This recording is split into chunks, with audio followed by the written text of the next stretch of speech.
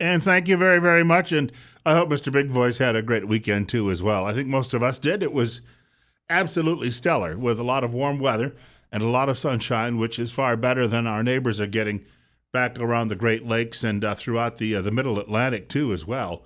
Even up and through the New England states, where they're now expecting in some spots another foot of snow before they finish up tomorrow, and then things warm up for a couple of days, and then they go back into the icebox at the end of the week. Yeah, we're not worried.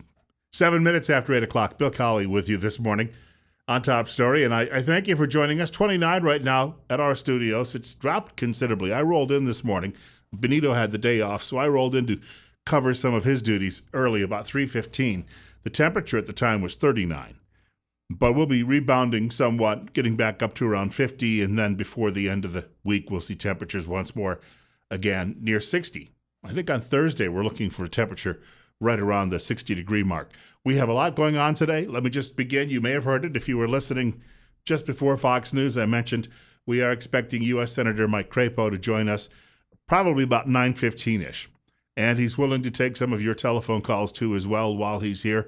He's doing a series of town meetings throughout southern Idaho, and he had an appointment this morning, in fact, here in Twin Falls, and he's going to be making his way from the appointment to our studios. So when he gets here, he's yours. Look at it that way. I've got a couple of questions, too, myself, but I'm sure that a lot of you have some things, too, you'd like to run by the man as well.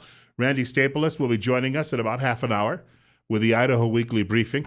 He has a great column today in the local newspaper, and it's about the court ruling last week, and it shuts down hospital mergers and these medical mergers. But on the other hand, he also points out it may be the only way that medicine is going to survive is by more and more of these mergers, because the playing field out there right now with Obamacare and a lot of the other issues we've been dealing with the high cost of medicine for decades, government now stepping in and trying to control all of that. So a lot of the providers, the hospitals, the doctors, all of those different groups involved in the medical business are trying to merge together in hopes of controlling costs. But a recent court ruling at the Ninth Circuit's a little bit like saying, the Ninth Circle of Hell. There was a ruling last week, though, that broke up one of those potential mergers here in the state of Idaho. So he'll have something to say about that, as well as I'm sure this broadband crisis going on in the schools.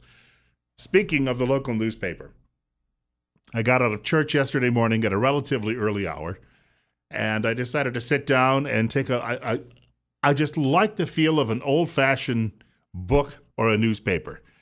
One thing about a Kindle, I know, you just get a Kindle, save all that shelf space. Baloney. There's nothing like having a great big book-lined library. I have one of those. And, just to be able to pull a volume off the shelf, sit down and start thumbing through it, is a wonderful way to relax. The local newspaper on a Sunday, you don't have to read more than 5 minutes. I wasn't really, the local sports, I don't have any kids playing. I have to confess that doesn't really float my boat. So I just read the front page, read some of the local headlines, and then I read the op-ed pages. Did you know that gun confiscator John Alexander, who writes all of the anti-gun editorials for that newspaper, he has taken my advice. He is leaving Idaho. What did I say last week? I said, all right, if you can't get your way and make everybody else into the Long Islander you are, then perhaps it's time you pack up and left. So there was a mention yesterday by the paper's actual full editor, what do you call him, executive editor, saying that Alexander was leaving for a newspaper in Illinois. So he'll be working a lot closer to Chicago, where they've had gun confiscation efforts for years. And as you know, then that eliminated all of the homicides in that city. Chicago is the safest city in America today. All right, that might be a little sarcastic. It is one of the most dangerous places in the lower 48.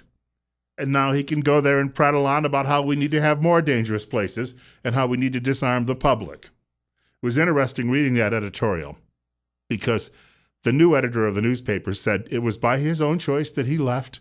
He's moving on, and this is a lot like baseball. See, because you people out there don't understand anything about what we do, you're also dumb. It's like being in the minor leagues and then moving on to a bigger playing field and a bigger city, and that's all that we simply do.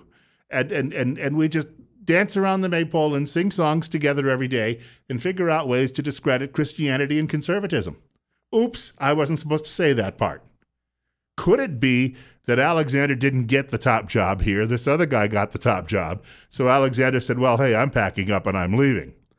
Plus, as I said, he wasn't getting his way when it comes to gun confiscation. So he's out the door. And I know a lot of people that I've talked to since my arrival here in late December who are ready and willing to help push his car out of town if he can't get it started. So let's have a little bit of applause out there for his decision to basically throw in the towel and realize he is not going to change many minds here by being so, how shall we put it, condescending to the public and the people of Idaho. There you go. So I want to quickly just get that out this morning and get a mention of that. The same editorial page has a piece by the folks from Right to Life, and I'm surprised they were given so much space. Did you know that your good friends at Planned Parenthood would like to start doing remote abortions? This is true. They would like to put in cameras in various places so that a doctor can stand in one room or someone at a Planned Parenthood and give instructions to someone else who's going to stick some scissors into a baby's skull while it's in its mother's womb. And they feel this way they will be able to kill ever more young children before they're born. And so there's a warning that actually made it into that. See, the newspaper says, well, see, we're balanced. We let somebody else talk for a few minutes. Okay, whatever. I know how the feeling was in that newsroom when it was mentioned that this editorial was going to appear. There were the cat calls and the eyes rollings and all of the little snide comments. That goes on in every newsroom around the country. They always talk about diversity. Our diversity makes us stronger. Of course, they don't have any evidence to back that up, but they don't have any political diversity.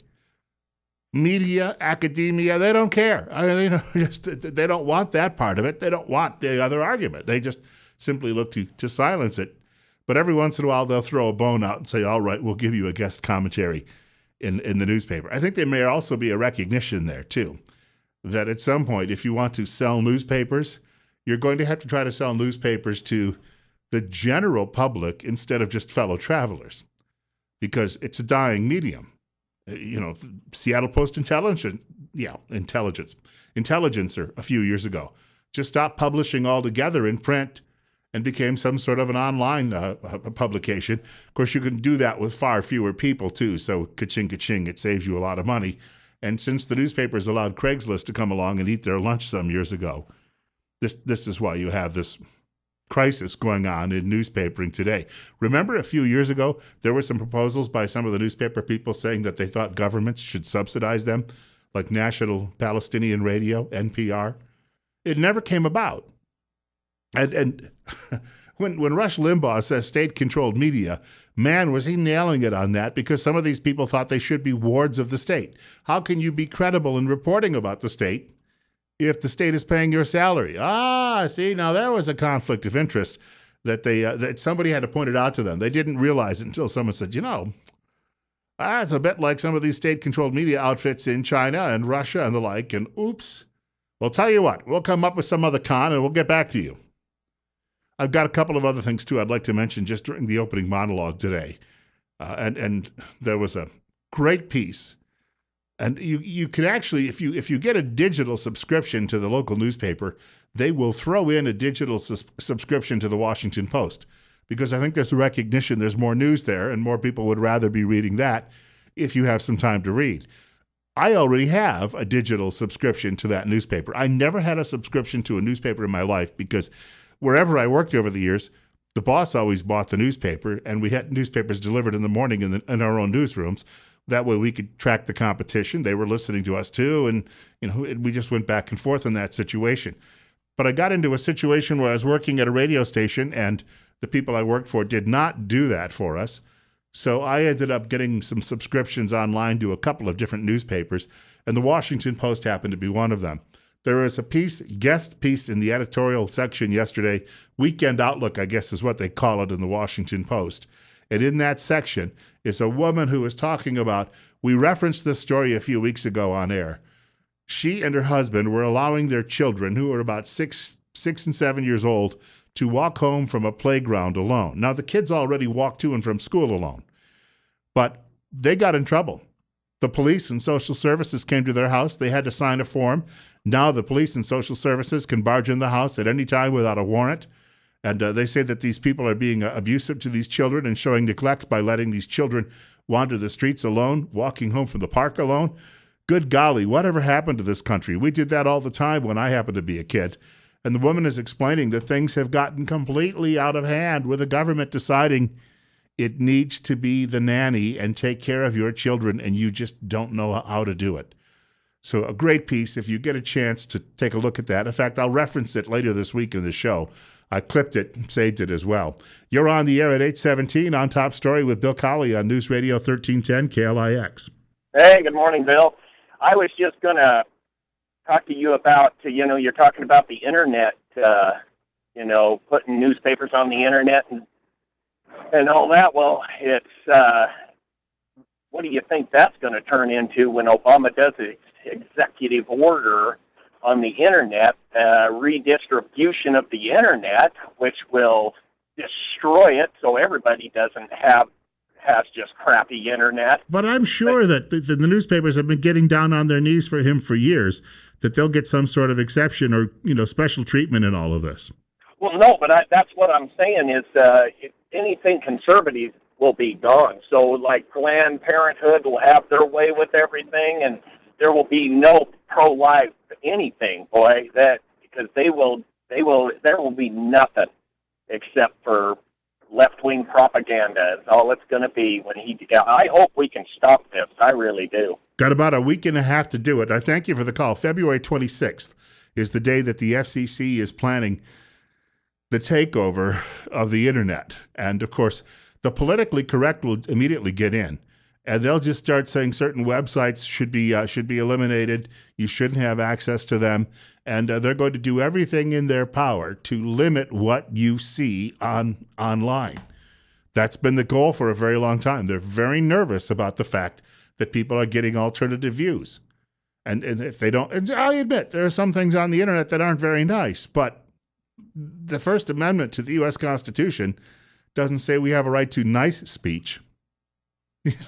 This is where we're having some issues with this. We are obviously in for it when they come down on the 26th because some of the commissioners of the FCC had been opposed to this, but now they're saying they're on board with it. But we are being told, and one of the commissioners even admitted to it just in the last couple of weeks, that President Obama had essentially written all of the new regulations, and he has been, how shall we put it, bigfooting them and trying to get them to approve it. I've got more coming up in the program today. As I say, in the next hour, we're expecting to be joined by U.S. Senator Mike Crapo, and he'll be taking some of your telephone calls, too, if we get an opportunity. Well, he is a politician, so with the 3 to 4 minute answers, we don't know how many. But he'll do his best. Of course he will. That's on the way. Bill Colley with you this morning on Top Story on News Radio 1310 KLIX and newsradio1310.com.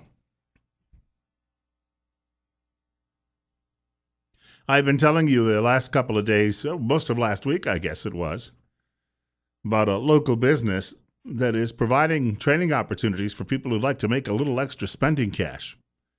Maybe pay for their groceries at home or pay for some of the other expenses they have on a weekly basis. Western States Bus Services is hiring part-time bus drivers right now. Split shifts, 5 days per week. Summer's off. There we go. Got a tickle in the throat. That must be from all the food I was eating just before I came on the air. I've been told that the apple and the orange and the banana that they're better than caffeine in those situations. Your bus drivers are awake though because they're up early and out the doors, and that's what we're talking about. You get scheduled no school days. Pay is $10.75 per hour. You can apply today by contacting 733-8003. That's 733-8003. Western States Bus Service is an equal opportunity employer. Also, we need to point out that the Home and Garden Showcase is coming up in just a few days. All of our radio stations here at Town Square Media are heavily involved in this project. And did you know that there are going to be some prizes involved with all of this? 4 of them, all valued at $1,000 each. If you win, you pick the prize you like best. I guess that would be what's remaining, right? If you're the first person, you get your choice of all 4. $1,000 towards ABC Seamless Gutters, ABC, the siding without the quacks. Number 2, a Green Mountain Daniel Boone grill from Brazil Heating and Air Conditioning includes a digital control, a meat probe, peaked lid for chicken, large fowl, and 2 bags of pellets. A weekend getaway, number 3, to Seattle for 2. Ooh, from New View Glass. Round-trip air for 2 and 2 nights stay at the 4-star Edgewater Inn. They used to have a football team in that town. You know that. And the fourth, $1,000 custom vanity from Premier Woodworking. You can see how their custom LED lighting can change the beauty and function of your kitchen at the Home and Garden Show.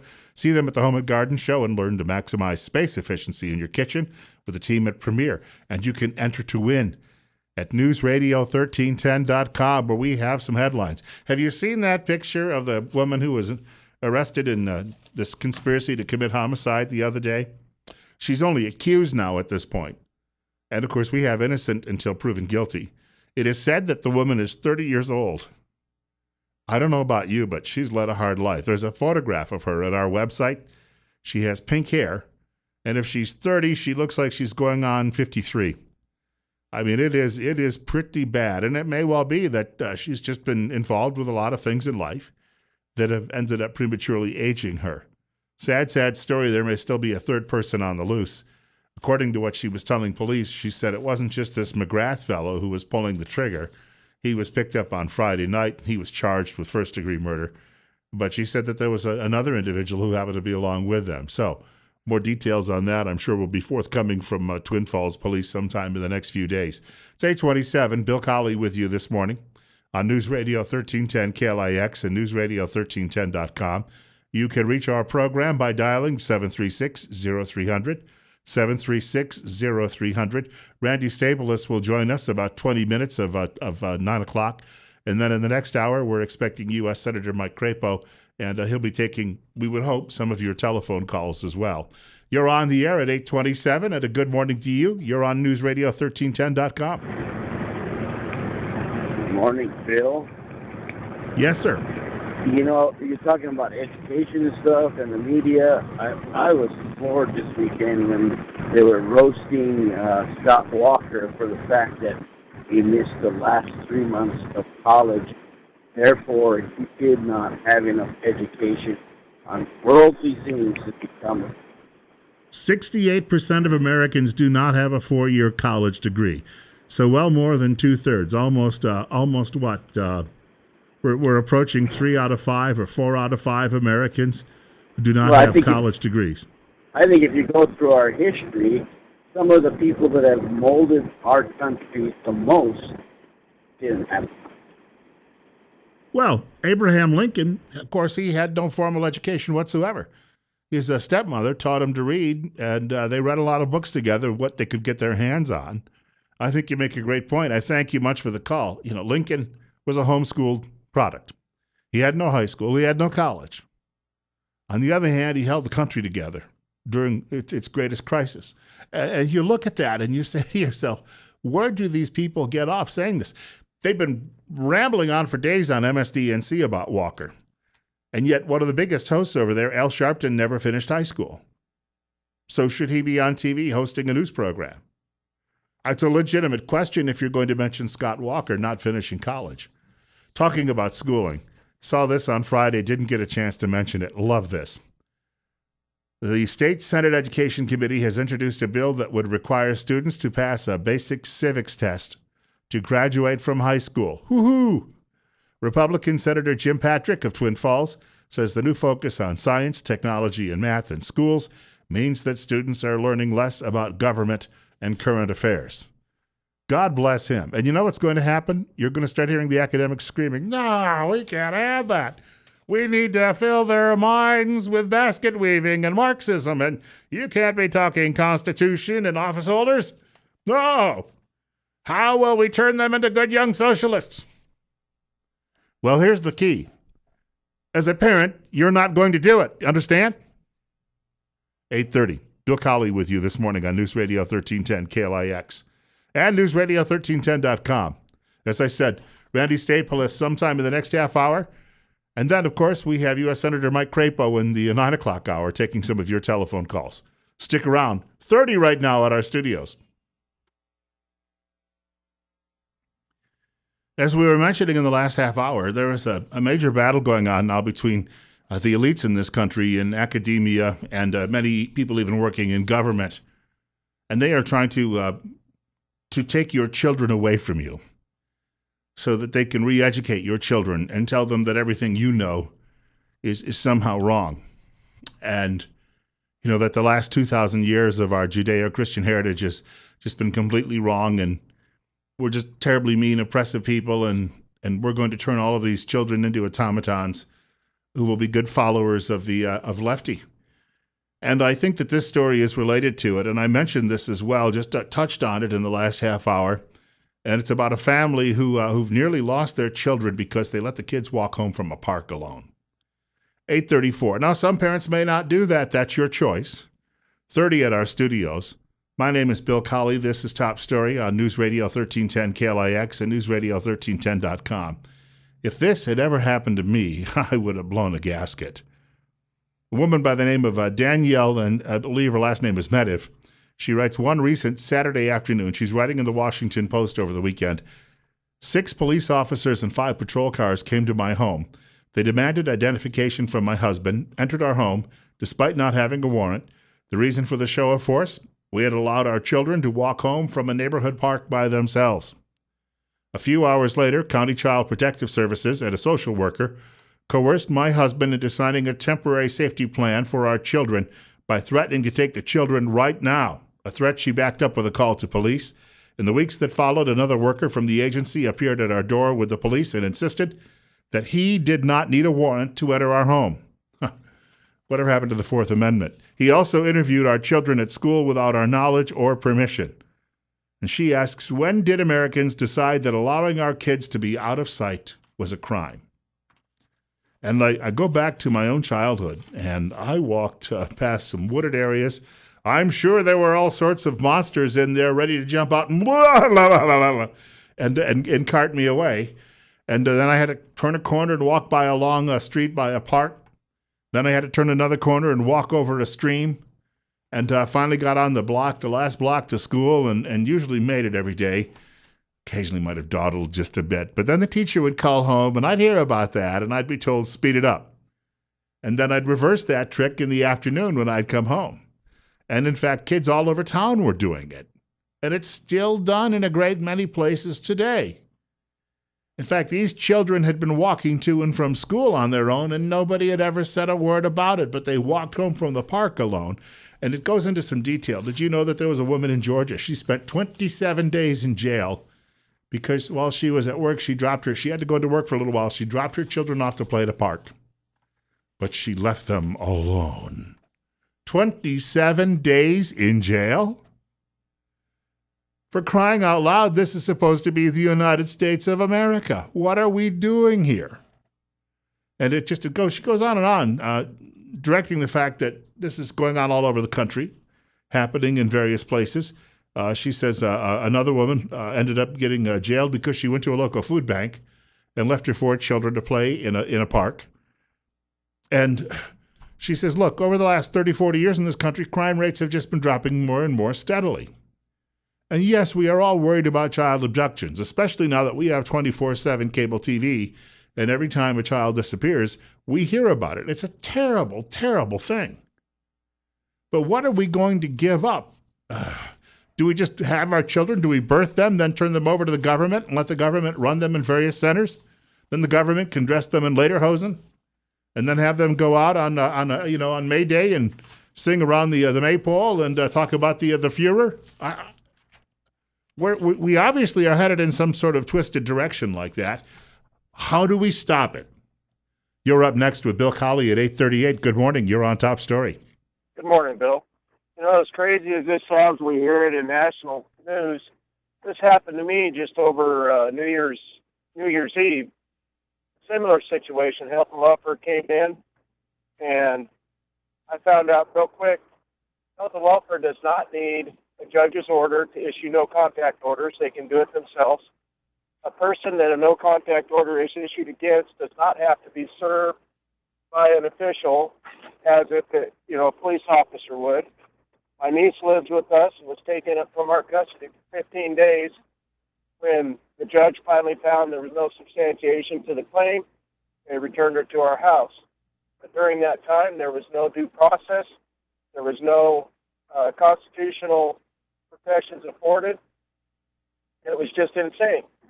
Health and welfare does not have to play by the same rules as police agencies have to. Because they are what you call created with plenary powers by legislators who say that they're too busy to handle all of this work. So we turn over all of these duties to the enforcers who work in the bureaucracy and who are not they don't have to be held to the same standard. I thank you for the call. It must have cost that man a fortune as well to go through all of that. So you've got to address this too with those people who are writing and passing laws. People in places like Boise and right here in Twin Falls, and say, hey, wait a minute. You work for me. Why do you keep trying to criminalize me? Well, they criminalize you because they could suck more money out of you. Sorry. We'll try to be politer about that. They're not all parasites and leeches, just some. 20 minutes now from 10 o'clock. Randy Staples joining us. Idaho Weekly Briefing in just a couple of minutes. Bill Colley with you on News Radio 1310 KLIX, newsradio1310.com, 31 at our studios.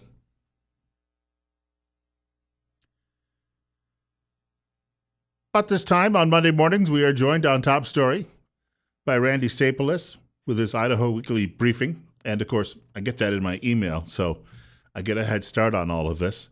Should point out you can reach him, too. He'll give the details out in just a moment, but he'll be with us for about 15 minutes here at News Radio 1310 KLIX and newsradio1310.com. Bill Colley with you on Top Story 31 at our studios. It's 8:44. First of all, Randy, welcome back to the program, sir. Good to be back. I was going to say, for people, again, who'd like to take a look at the briefing, where should they go? What would you tell them? They can go to our website at www.ridenbaugh.com. That's RIDENBAUGH. You had quite a bit of detail this morning, and I also saw the column in the newspaper, too, where you talked at length about this Ninth Circuit ruling, or this court ruling, rather, that came down last week, and it's going to break up some of these mergers when it comes to hospitals. St. Luke's was involved, of course, in all of this. And you have some, I think, a rather open-minded approach to this, saying, you know what, we've got to start talking about the future of medicine and whether we will need something like this. And if we do have it, what should we do to ensure it doesn't get out of control? Exactly. That's exactly right. What the courts had to deal with was kind of a specific limited issue, and they said that we're not able in what we're doing here to talk about what may be best in terms of medical care and in terms of the healthcare system. All we can do is apply the antitrust laws, and they said that in terms of that one of the big mergers that happened in terms of Idaho Health over the last year, which was St. Luke's acquisition of a big physician care practice based in Nampa, they ruled that was anti-competitive, that would limit competition that others, such as St. Alphonsus and Boise, might try to enter in the Nampa market, and that's a real issue. It's a real concern. The courts also recognized, they also said in their decision, this was both Judge Windmill and in Idaho and the Ninth Circuit, they also said that there is some good reason to think that merging some of these services can provide some good long-range benefit for people, and maybe that the thought of that and how that might be accomplished without getting into the problems that monopoly situations can develop is something that people in Idaho really ought to consider.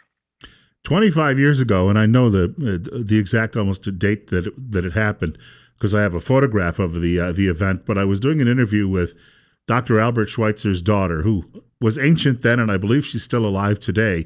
He's been dead 50 years, and she was telling me at the time that before his death, he had said that we were going to develop all sorts of new technologies for medicines, but it would far outstrip our ability to pay for it and the treatments. What's happening here are these hospital groups and other medical groups are looking for ways to save a little money when it comes to administrative costs and the like, I'm sure, because of the prediction that he made, which was pretty well spot on. It's part of the contributor to the cost. There are all kinds of contributors to the cost. There's really not very much limiting it from the top. There isn't the kind of competition where you can go to a store and you can buy a steak at this store or this store. If you're sick, you get in the hospital and you get in the ambulance and you go where they take you. It's a little different kind of situation for that. So there really isn't much of a competition limiter in the usual sense. There aren't many other limiters either, and so costs can very often tests can be taken that may or may not be necessary. You can make real gray area arguments about whether those need to be necessary. Those get tacked on the bills. There's not much of a limiter to how much those costs can go up. There needs to be of some sort, and if you have monopoly kinds of situations, if there isn't anything else limiting that, then they can just ratchet it on up. But there are probably ways that it can be done. There may be legal approaches that can limit it in some ways. I was thinking a little bit in terms of the electric power companies, for example, a century ago, that were forming into monopolies in the areas, and there was a recognition that you didn't want a dozen power lines going past your house with a dozen different power companies competing for your service. So maybe accept the idea that you're going to have a monopoly, as Idaho Power is in the Twin Falls area, but in return for that, accept that there's going to be some limits, some legal limits, some regulation on that company so that they don't get out of hand. And that kind of a system where you have a for-profit company providing the service, but also with legal limits on what they can do, seems to have generally worked pretty well for a century now. We have 8:49 at our studios. It's also 31. Bill Colley with you on News Radio 1310 KLIX and newsradio1310.com. This is Top Story. Randy Staples is with us talking about some issues with medicine. And in the long run, this is the main concern, because over the last quarter century, we've had such a crisis. It's been some years better than others, but the trajectory that we've seen in healthcare costs in some periods has just skyrocketed, and we could be talking about people who could no longer afford care. Oh yeah, and that's moved way beyond just the speculation. It has turned into reality for a whole lot of people. Over the last generation, its healthcare has simply been priced out of the range of a whole lot of people, and a lot of people aren't getting basic kinds of health care that on a regular basis might be able to keep them from having to go into emergency rooms and have emergency kinds of situations later on. So it's a very, very big deal. Speaking of losing something, 1 week from today, people could be walking into schools throughout the state of Idaho, and they won't have any broadband available to them. I guess they'll be looking for dial-up service or something as a way to have a solution. But everything I've been reading about this the last few days, it sounds as if it is such a mess that no one has a short-term patch on this. About the best thing that may happen, House Speaker Scott Bedke suggested that local school districts in Idaho individually start looking for local options to try to find broadband service, and that's probably the right thing for them to do. And a number of them may be able to do that. That may be variable around Idaho, but I suspect that a fair number of local providers, local internet service providers, and some others may be able to provide at least temporary services to keep the schools going in a number of places. But what I suspect you'll probably see after another week or so is some schools in Idaho that have broadband and others that don't, which is really the complete opposite from the very well-intended original plan to have kind of universal broadband for all the schools. I give the folks at the Times News a hard time now and then about some of their editorials, but they had an editorial yesterday that talked about how this became so politicized, and really, if that's the case, somebody's got a lot of explaining to do, because this is a tragedy and a travesty. I don't care how you explain it. This should not have happened.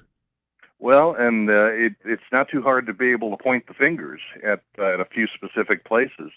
The contract ran through just a few different places and a few different offices. The State Department of Education, which is run by the Superintendent of Public Instruction, that top job was held by Tom Luna when all of this was going on.